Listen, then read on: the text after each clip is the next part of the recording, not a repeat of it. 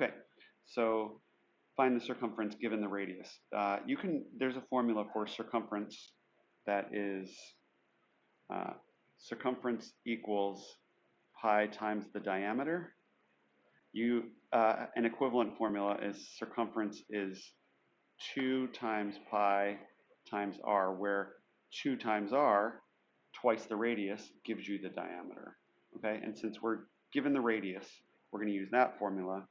And so we say the circumference is equal to 2 times pi times r, or 2 times pi times the radius of 18 inches.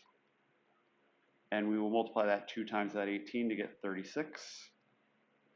It says keep it in terms of pi, so 36 pi. We're not going to calculate that on the calculator as a number. We're going to keep it in terms of the symbol pi.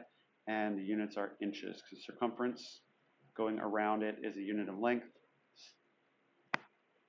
So we've got 36 pi inches, answer B.